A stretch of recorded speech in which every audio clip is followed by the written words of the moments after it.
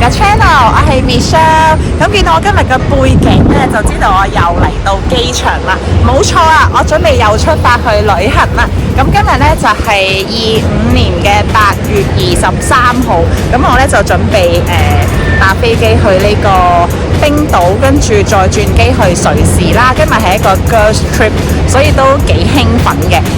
但係咧我全程都唔記得咗帶咪，咁希望大家聽到我講嘢啦。咁我都好期待可以帶大家去瑞士睇下呢個瑞士嘅山脈啊、瑞士嘅美景啊、美食啊等等啦。咁我哋就落機見啦，拜拜。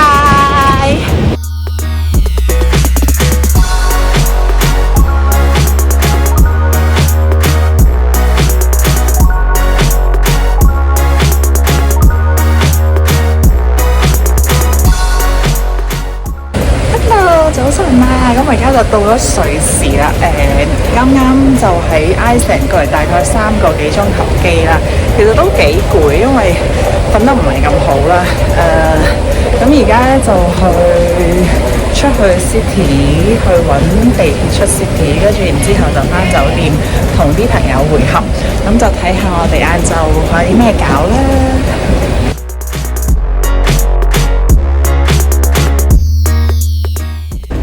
因為頭先我已經喺冰島嗰度咧入咗境啦，咁我發現原來我嚟到瑞士咧係唔需要入境嘅，即係我冇嗰個 passport control， 咁我冇咗呢個瑞士嘅印仔咯。哇！佢呢個應該係 domestic 或者係佢哋呢個申根係嘛？申根啊 area 嘅terminal 啦，所以都其實有少少似一個車站嘅。interesting。我而家咧其實心情都幾興奮㗎，因為咧我上次嚟瑞士咧已經係2017年啦，8年前啦 ，Oh my god， 終於都翻嚟咯，好開心。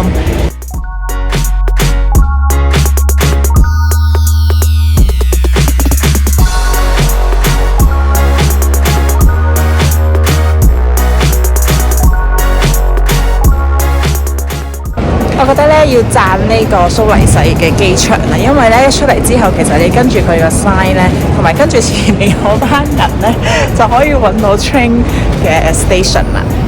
其實都好清楚，好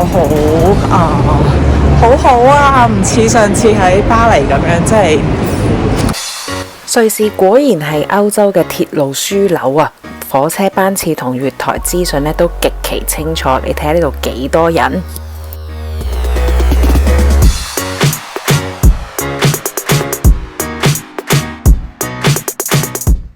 就成功獲得我呢個車飛啦，由呢個蘇黎世嘅機場去到蘇黎世市區呢，就係要7蚊瑞士法郎嘅，咁大概係9蚊美金左右啦，我覺得都划算嘅。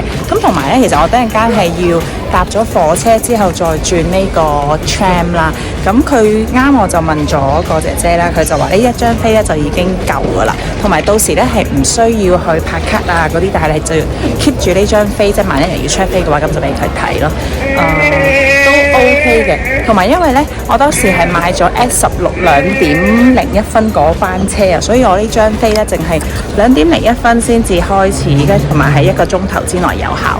咁我而家就超下啦喺附近，然之後先至再去搭火車。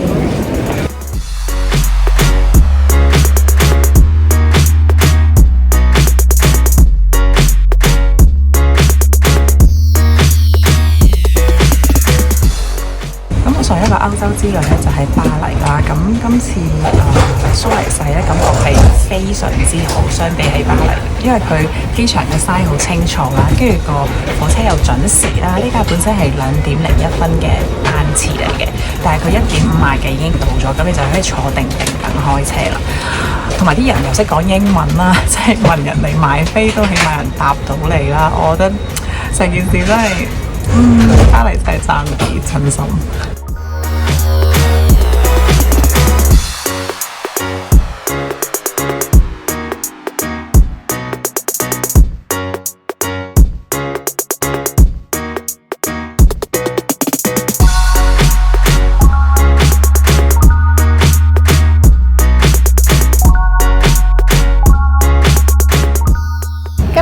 8月24號啦，禮拜日嘅晏晝2點幾啊！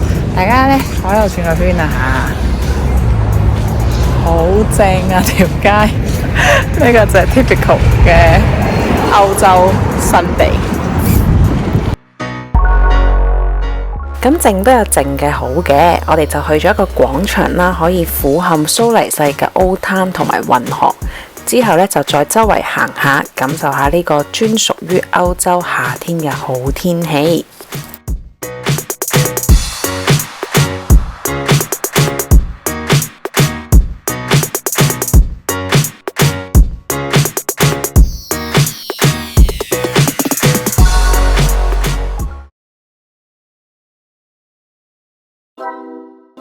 今次嘅瑞士之旅只有頭尾2日喺蘇黎世，咁啱2日都係星期日喎，但係好彩都俾我哋揾到一個大推嘅好去處。說時遲那時快，已經嚟到我 Switzerland 嘅最後1日啦。咁而家我就 last 3 hours in Zurich 啦。咁就因為同埋今日係禮拜日啊，其他地方都唔開。咁就發現咗呢度有個 National Museum， 只不過係13瑞士法郎。咁我哋都覺得可以入去睇下嘅。如果有好嘢睇嘅話，就 send 條片俾大家睇啦。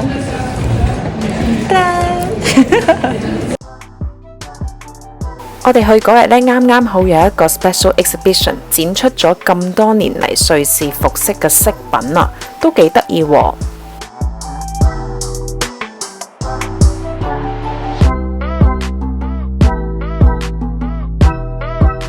除咗展品之外呢，成個博物館嘅裝潢啦、展覽嘅設計啦，都非常之靚，真係好值得仔細去睇。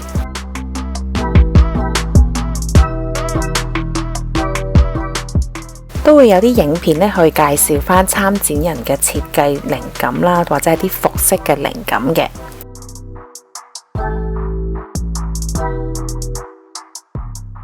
成個博物館入邊，我自己最中意嘅展品之一呢，就係呢個火爐上面用陶瓷整成嘅瓷磚。佢嘅配色好乾淨舒服之外呢，你睇下佢每一個瓷磚做得幾咁仔細，畫得幾咁靚。我哋而家行緊啦，咁身後呢就係一個木嘅地方，一行入呢間房呢，好香嘅木味啊！好正啊！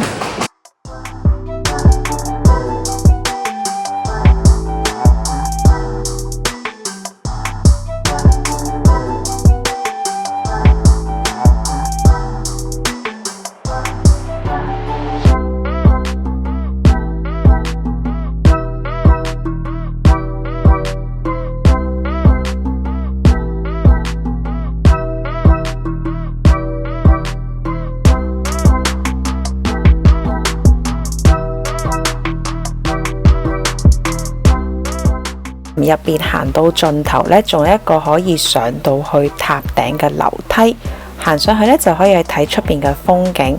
雖然呢就唔係戶外嘅，但係咁樣去睇蘇黎世嘅好天氣，藍天白雲，都令人心情好愉快。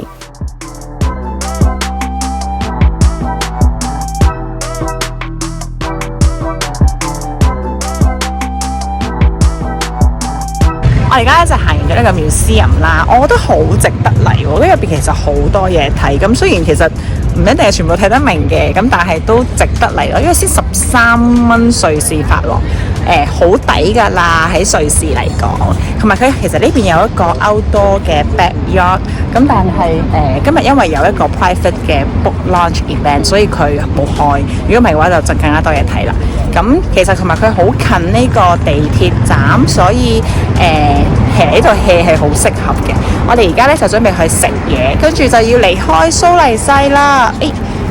好唔好玩啊？好玩啊！10 out of 10，好平啫嘛，13蚊。係抵玩，抵玩2個鐘。係，同埋有好多地方坐。對面就係車站，又有廁所，又對面品又靚，不過要 check 下價，係，唔好俾佢呃。同埋咧，佢入邊個佢個 design 好靚咯，即係佢個展品嘅 design 好靚，所以我覺得係真係值得去睇嘅。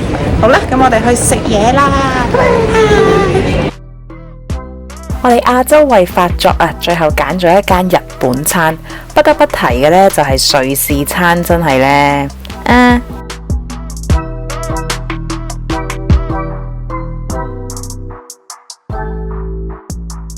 呢兩碗嘢賣相10分，價錢都10分，差唔多要55蚊美金啊！即刻嚟試下好唔好食先。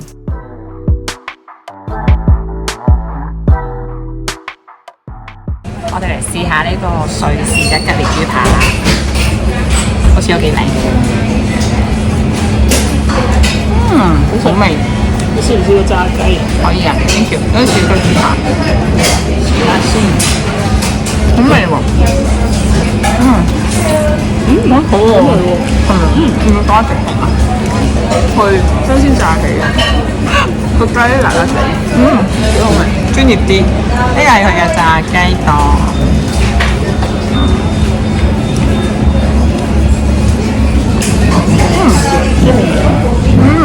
好味。好。邊個嘅飯？佢鬆軟嘅，啲汁都俾得幾夠。好靚，個咖喱汁。好味，真係好味。Zurich 嘅 main station 係非常大，同埋佢下邊咧有好多好似台灣嗰啲地下商場咧，好多嘢賣。咁星期日咧，其實今日係出邊係冇嘢開門嘅，除咗呢個 main station。所以如果大家禮拜日都喺呢度嘅話咧，就記得要留意翻啦。喺 main station 中間呢一層咧，咁其實佢就有呢個儲物櫃嘅，咁大家就可以將行李寄喺度啦。咁我頭先已經寄咗啦，咁大概好似係有6個鐘頭，跟住就8蚊，都 OK 嘅，都幾方便。但係呢，要留意翻就係佢都幾爆啊，所以如果係早嚟嘅話就會好啲咯。頭先我哋都揾咗一陣先揾到一個位，俾到我哋嘅行李咯。而家去攞行李，跟住就要出發去機場啦。collect， 跟住就 scan code。Ja, jetzt wird er nicht früher anfangen.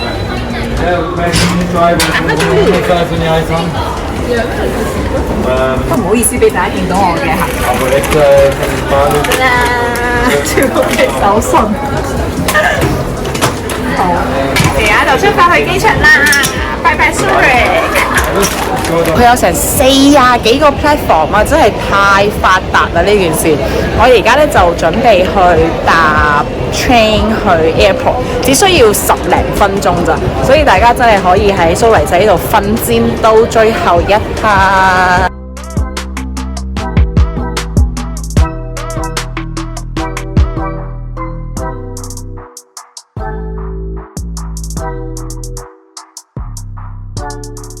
鼠一聲話咁快，我哋就嚟到機場啦。如果大家喺出邊咧唔記得咗買佢最出名嘅瑞士刀嘅話咧，係唔緊要嘅，因為入咗嚟之後咧仲平啊。咁我就佢唔係咧，如果你係話係 gift 嘅話咧，佢會幫你包裝好啦，好靚。入邊都幾多顏色同埋幾多樣款式揀嘅，所以入嚟可以再睇下。呢個係嘅 last chance to 一個 discount。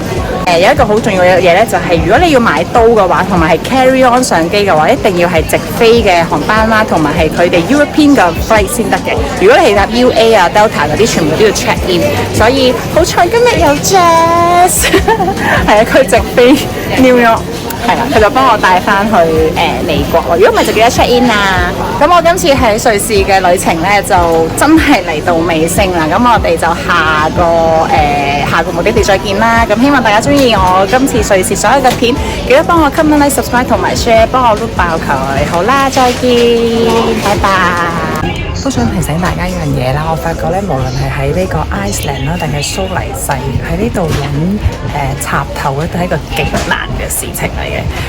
所以咧，如果大家搭飛機嘅時候咧，就記得帶翻 Type B 嘅 cable 啦，咁你喺飛機度先可以插電。頭先我2程飛機咧，佢都冇嗰個插頭位啊，所以係一個壓力測試嚟㗎，即係你見到個電而家得翻20幾%，跟住去緊旅行嗰下你就